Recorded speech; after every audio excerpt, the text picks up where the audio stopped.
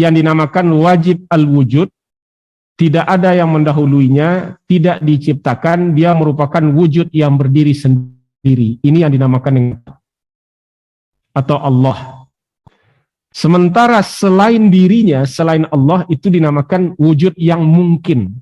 Mungkin al-wujud atau wujud potensial. Kenapa dia menjadi mungkin? Karena ada Allah yang wajib al-wujud. Tanpa adanya Allah yang wajib al-wujud, maka yang mungkin ini tidak mustahil untuk bisa wujud. Nah, itu di dalam objek kajian filsafat. Jadi kalau begitu, sebetulnya dari aspek ontologis, kita bisa membantah pandangan-pandangan orang ateis yang mengatakan Tuhan itu tidak ada. Kan begitu kan? Kita bisa membantah. Misalnya begini. Saya tanya kepada saudara, bisa lihat ke papan tulis ya? Bisa.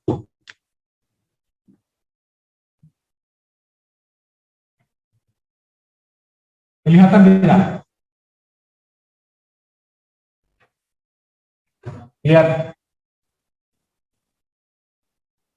Ini berapa nilainya? Ada 12 angka 0.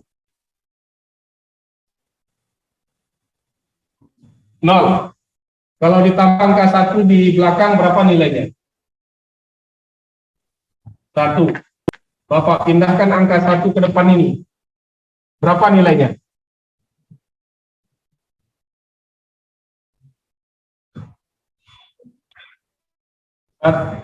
1 triliun.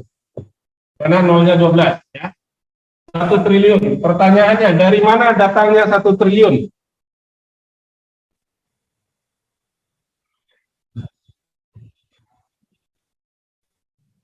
Yang menyebabkan dia bernilai angka nolnya atau angka satunya? 1, Pak. 1, oke. Pertanyaannya, dari mana datangnya angka 1? Dari orang yang membuat kepercayaan angka 1, Pak. Hah?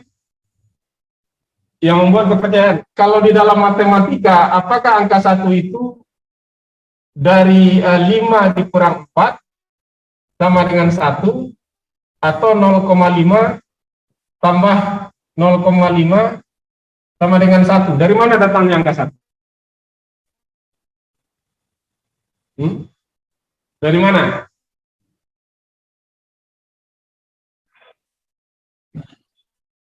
Dari penambahan setiap nilai yang ada. Pertanyaannya, 5, kalau tidak ada 1, ada 5 tidak? Tidak kan? 4, tidak ada 1, tidak ada 4. 3, tidak ada 1, tidak ada 3. 2, tidak ada 1, tidak ada 2. Nah, kira-kira andai kata 1 itu tidak ada angka yang lain tidak? Tidak. Bilangan asli dimulai dari angka berapa? Angka 1 kan? Sekarang dalam kenyataannya ada 2, 3, 4, 1 triliun, 4 triliun ada kan? Kira-kira bisa tidak kita membayangkan angka 1 tidak pernah ada, padahal ada 1 triliun, 1 juta, 5 dan segala macam. Bisa nggak saudara membayangkan angka 1 tidak pernah ada? Nggak bisa. Orang ateis disuruh membayangkan angka 1 tidak pernah ada sampai botak kepalanya, dia tidak akan sanggup membayangkan itu.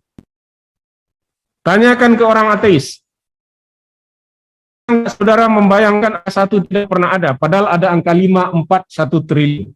Nah, kalau begitu, jika membayangkan angka 1 saja tidak mungkin kita, mustahil karena ada angka yang lain, bagaimana kita bisa membayangkan Allah sebagai wajib al-wujud itu tidak ada, padahal ada manusia, ada alam semesta, ada alam jagat raya, dan lain sebagainya. Apakah manusia dan jagat raya itu ada dengan sendirinya tanpa ada zat yang wajib al-wujud, yaitu Allah? Nah, ini ontologi namanya di dalam filsafat. Maka menurut Pitagoras, angka 1 itu dikatakan dengan dewan yang esa. Itu menurut Pitagoras.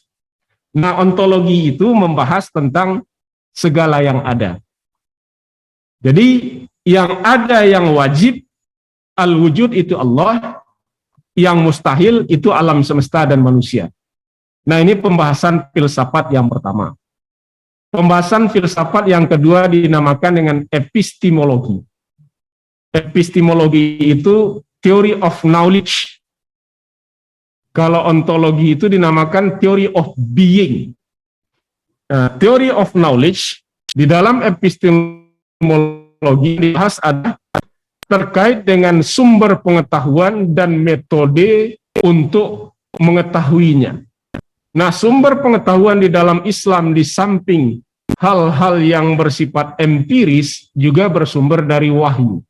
Metode mengetahuinya melalui empirical method terhadap hal-hal yang bersifat fisik, tetapi juga ada melalui zauq atau qalbu. Nah, disinilah perbedaan antara epistemologi Barat dengan epistemologi Islam. Kalau Barat menganggap segala sesuatu yang ada hanya materi, maka dengan demikian mereka menjadi tidak percaya kepada hal-hal yang bersifat fisik. Nah, disinilah kegagalan Barat di dalam memahami aspek epistemologi sehingga terjadi kekacauan ontologi. Nah, ini yang menyebabkan mereka ateis karena nggak clear masalah ini di Barat. Kemudian ada yang dinamakan dengan kosmologi, itu membahas alam semesta. Kemudian ada aksiologi, membahas tentang nilai. Nilai baik dan buruk menjadi kajian etika, nilai benar dan salah menjadi kajian hukum, nilai indah dan tidak indah menjadi kajian estetika. Nah, kalau begitu dari aspek aksiologi dalam mengkaji ilmu pengetahuan, ilmu itu harus ada satu pertanggungjawaban ilmiah yang bermaslahat terhadap kemanusiaan. Jadi kalau begitu, sebetulnya ketika orang belajar filsafat, kalau benar-benar belajar filsafat, karena yang dinamakan dengan filsafat itu adalah berpikir secara sistematis, logis, sampai ke akar-akar persoalan. Maka philo artinya kearifan, philo itu artinya cinta, sophia itu artinya kearifan. Filsafat itu mencintai kebenaran atau mencintai kearifan. Maka menurut Nadim Al-Jisri di dalam bukunya Qisasul Iman atau sejarah mencari Tuhan, dia mengatakan belajar filsafat itu ibarat orang berlayar di lautan. Kalau orang berlayar di tempat yang dangkal, itu akan dihantam oleh ombak ke karang-karang yang terjal, dia bisa tidak selamat. Tapi kalau orang berlayar di tempat yang dalam, itu dia akan mendapatkan kenyamanan dan keamanan. Karena ombak itu besar bukan di tengah-tengah laut, tetapi justru di pinggir. Maka dengan demikian, orang yang belajar filsafat kulit-kulitnya saja itu bisa menjadi sedeng atau ateis gitu kan. Tetapi orang yang belajar filsafat sampai ke akar-akar persoalan akan menemukan keimanan. Karena kalau kita lihat di dalam Al-Quran, banyak sekali ayat-ayat Al-Quran, fa'ala ta'akul tazabbur, ulil nuha, ulil albab, afala ta'akilun, afala tatazakkarun. Kenapa tidak kamu pikirkan, kenapa tidak kamu renungkan, kenapa tidak kamu observasi, hai orang-orang yang berpikir, hai orang-orang yang berakal, kata Allah. Ini suatu bukti bahwa Al-Quran mendorong manusia untuk menggunakan akal. Jadi filsafat itu adalah cara manusia dalam rangka menggunakan potensi akal dalam mengkaji kebenaran yang datang dari Allah, terutama melalui ayat-ayat kauniyah dan juga ayat-ayat kauliyah. Kira-kira begitu.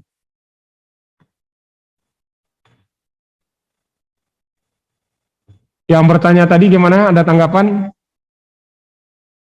Sandiko? Ya, oke. Yang lain ada pertanyaan? Izin Pak. Oh ya, silahkan. Assalamualaikum warahmatullahi wabarakatuh. Waalaikumsalam warahmatullahi wabarakatuh. Terkait contoh yang diberikan sama Bapak tadi kan itu terkait angka-angka nol. Ketika Ya. angka nol dicantumkan dalam sebuah contoh, itu kan tidak memiliki nilai ya Pak ya. Ya.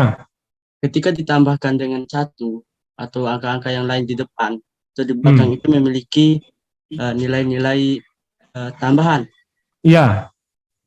Jadi terkait dengan Tuhan, mungkin Tuhan itu ibaratkan kalau saya ibaratkan Pak ya, ini sebagai contoh.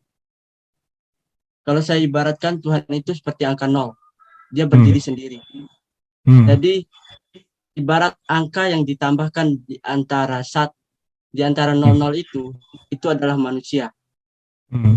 Jadi pertanyaannya adalah, apakah Tuhan itu mengadakan dirinya sendiri atau sebaliknya manusia yang mengadakan adanya Tuhan? Terima kasih Pak. Oke. Tuhan itu maha kuasa atas segala sesuatu. Tanpa manusia percaya kepada Tuhan, Tuhan tetap akan menjadi Tuhan. Wal awalu wal akhiru wal zahiru wal batin. Dia yang awal, dia yang akhir, dia yang zahir, dia yang batin. Nah, itu kan Tuhan seperti itu, Allah seperti itu, gitu kan? Maka dia dinamakan dengan wajib al-wujud. Jadi alam semesta dan manusia itu adalah nol.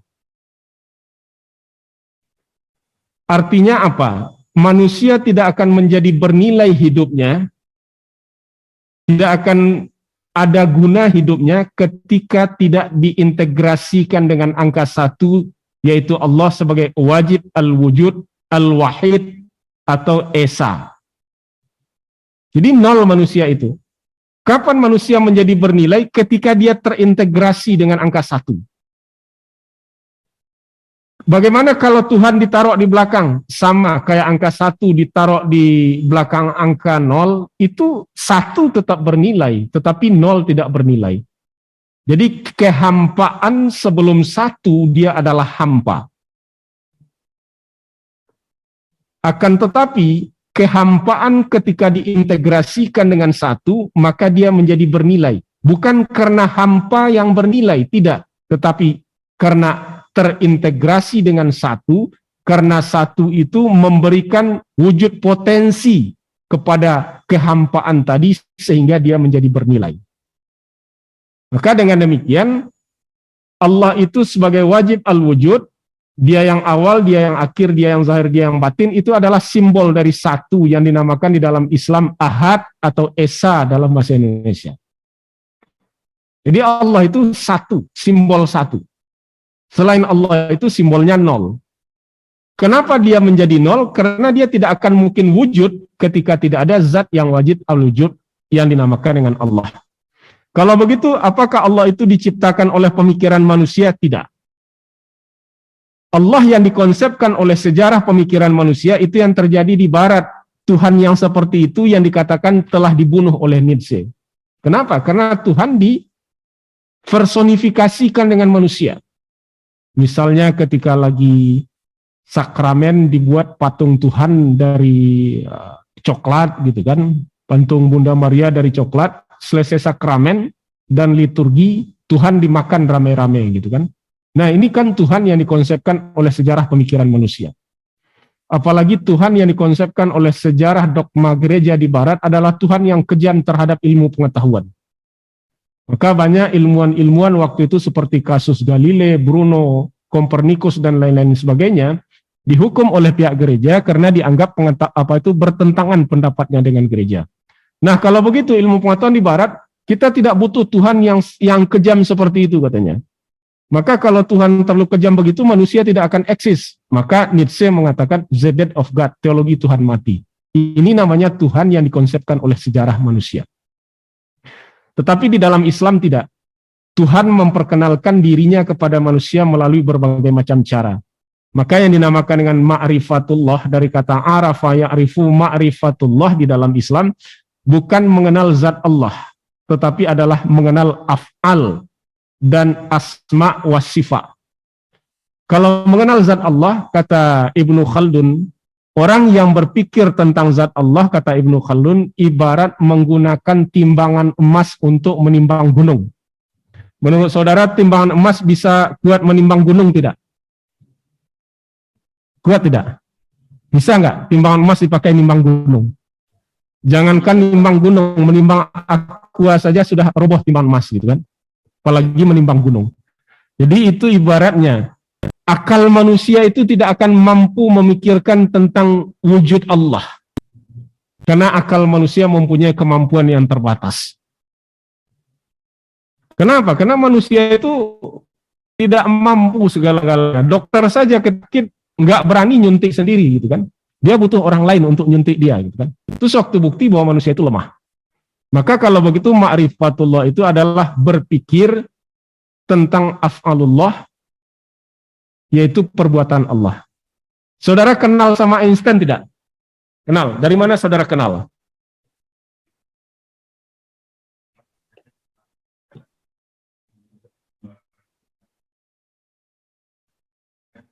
Filsuf barat ya Pak ya? Oh gitu. Jadi Einstein mengenalkan diri kepada saudara melalui karyanya gitu kan, melalui pemikirannya. Allah juga pertama memperkenalkan diri kepada manusia melalui kalamnya, melalui firmannya. Dari mana kita kenal dengan Allah? Ya melalui firmannya Allah. Maka metode ini dinamakan dengan metode bayani. Allah memperkenalkan diri kepada manusia yaitu melalui firman-Nya. Misalnya di dalam Al-Quran ketika Allah berkata kepada Nabi Musa, "Wahai Musa, engkau berada min wadil muqaddasi tua, di lembah tua muqaddas. Maka lepaskanlah sandalmu." Kemudian apa kata Allah di dalam surat Taha? "Annani anallah fa'budni la ilaha illa ana." Sesungguhnya aku ini adalah Allah dan tiada Tuhan selain aku.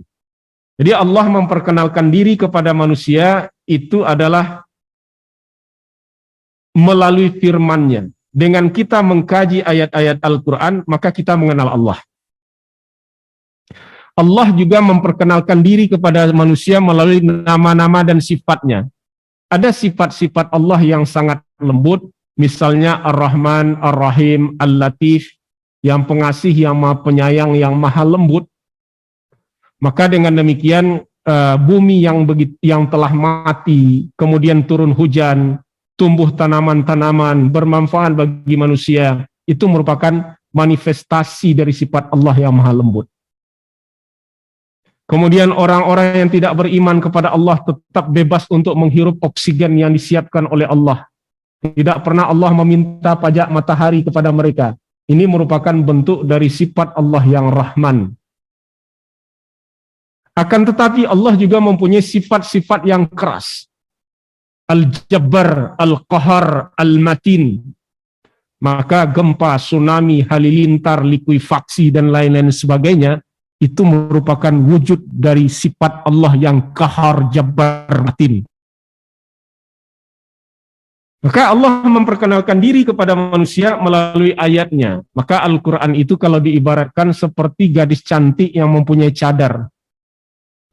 Dia akan membuka cadarnya hanya kepada orang-orang yang hidup semati dengan dia, mencintai dia dan tidak mau berpisah dengan dia. Maka akan membuka cadarnya. Maknanya apa? Al-Quran akan membukakan tabir-tabir rahasia kebenaran ilahiyah kepada manusia. Ketika manusia mencintai Al-Quran, selalu berinteraksi dengan Al-Quran, mengkaji dia, menggali dia, mengamalkan dia, disitulah dia akan menemukan ma'rifatullah sesungguhnya ketika berinteraksi dengan firman-firman Allah. Metode ini dinamakan dengan metode bayani. Jadi kalau begitu, Allah memperkenalkan diri kepada manusia melalui ayatnya. Yang kedua, Allah memperkenalkan diri kepada manusia melalui ayat-ayat kauniyah, yaitu alam semesta. Ketika kita melihat bumi yang luas terhampar, langit yang ditinggikan tanpa tiang, kemudian gunung yang ditancapkan begitu kokohnya, onta-onta yang berjalan di tengah padang pasir, pergantian antara siang dan malam, bintang yang menghiasi gelapnya malam, kapal yang berlayar di tengah lautan, ombak yang memecah kesunyian pantai, pasir yang berbisik ditiup angin. Afala ta'qilun ya ulil absar, kata Allah. Kenapa tidak kamu pikirkan wahai orang-orang yang berakal? Ketika seorang ahli laut dari Prancis meneliti antara Laut Tengah dengan Laut Merah itu dibatasi oleh air tawar. Jadi air tawar itu menjadi dinding bagi laut yang satu dengan yang lain tidak bisa menyatu. Jadi air asin dibatasi oleh air tawar. Kalau kita lihat di Indonesia, Kaliopak begitu masuk ke Parangtritis, ya tetap menjadi air payau, menyatu dia.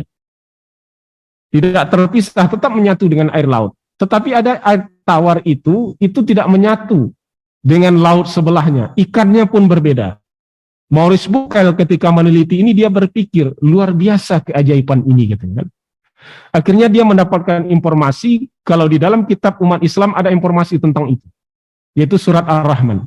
Marajal bahraini yaltaqiyan bainahuma barzakhun la yabghiyan fabi ayyi ala'i rabbikuma tukadziban. Bagaimana dua laut yang kami pisahkan dengan air tawar, yang satu dengan yang lain tidak bisa menyatu, dan nikmat Tuhan mana yang kamu lupakan lagi.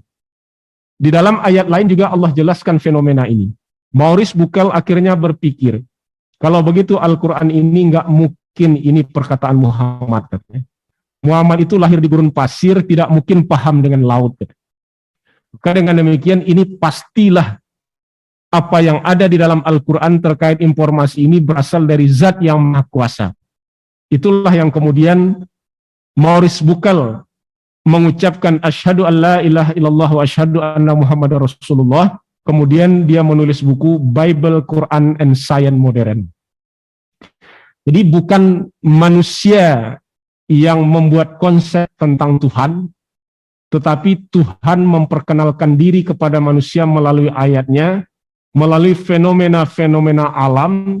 Ketika manusia mengkaji ayat-ayat kauniyah, maka dia akan menemukan simpul-simpul kebesaran Allah. Sama dengan tadi gitu kan, adanya teori kekekalan massa dan energi yang disempurnakan oleh Einstein. Ternyata Einstein itu punya dua persamaan di dalam mekanika kuantum. Persamaan yang pertama ini yang berkesimpulan energi dan materi adalah kekal. Tetapi persamaan yang kedua. Persamaan yang pertama tidak jadi disempurnakan oleh Einstein, justru dibuktikan oleh Alexander Heisenberg di dalam teori termodinamik 2. Pernah saudara dengar teori termodinamik 2 tidak? Ketika satu benda dilemparkan ke dalam air, itu akan membentuk gelombang-gelombang kecil, besar, lama, besar, mengecil, kemudian hilang. Ini berkesimpulan bahwa energi dan materi tidak kekal.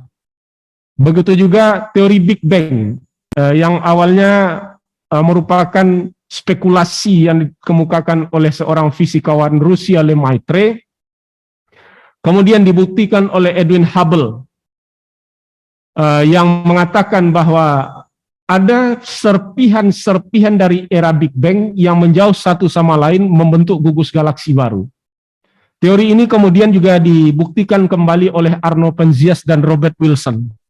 Fisikawan modern berkesimpulan bahwa alam semesta pada mulanya terkerut di dalam singularitas yang sangat vakum, kemudian meledak sekitar 14 miliar tahun yang lalu. Itu yang dinamakan dengan Big Bang Theory. Dengan adanya teori Big Bang, maka dengan demikian energi dan materi tidak kekal. Alam bukan sesuatu yang ajak, tapi bermula dari waktu yang sangat panjang di masa lalu dan juga mempunyai akhir. Nah, alam yang merespansi ini di dalam surat Al-Fusilat Allah mengatakan, langit dan bumi awalnya merupakan satu kesatuan yang padu, kemudian kami pisahkan antara keduanya dan kami bangun hukum masing-masing antara keduanya. Kami pisahkan, itulah yang dinamakan dengan Big Bang Theory. Kemudian alam expanding of universe, membentuk gugus-gugus galaksi. Kalau kita lihat jumlah galaksi, menurut penelitian NASA ada 2 triliun, sekian miliar galaksi. Sementara kita hidup di galaksi Bima Sakti. Galaksi Bima Sakti itu ada matahari, ada bumi, dan planet-planet lainnya. Menurut penelitian, galaksi Bima Sakti bukan galaksi yang terbesar. Di jagat raya ada galaksi yang lebih besar. Nah, galaksi yang terjauh jaraknya dari bumi itu adalah 2 miliar lebih tahun perjalanan cahaya. Betapa luasnya jagat raya ini, betapa maha kuasanya Allah, bahkan menurut fisikawan modern, bahwa proses penciptaan itu tetap ada karena terbentuknya gugus-gugus galaksi. Kalau begitu, Allah memperkenalkan diri kepada manusia melalui kekuasaannya, melalui sesuatu yang miracle di alam semesta. Bukanlah manusia yang menciptakan Tuhan. Kira-kira begitu jawabannya. Bagaimana? Terima kasih Bapak. Ya. terkait pemaparannya. Ya. Oke, karena waktu sudah habis, menarik diskusi kita pada pagi hari ini. Kita lanjut minggu depan ya. Ya. Oke, baiklah. Terima kasih atas kehadiran saudara pada hari ini. Baik yang hadir secara online maupun offline. Sampai ketemu minggu depan. Kita tutup pertemuan kita dengan mengucapkan hamdalah. Alhamdulillahirrahmanirrahim. Alhamdulillah. Assalamualaikum warahmatullahi wabarakatuh. Waalaikumsalam warahmatullahi wabarakatuh. Terima kasih Pak. Ya, sama-sama. Sampai ketemu minggu depan ya. Terima kasih Ya. Pak. Ya. Terima kasih Pak. Ya, sama-sama.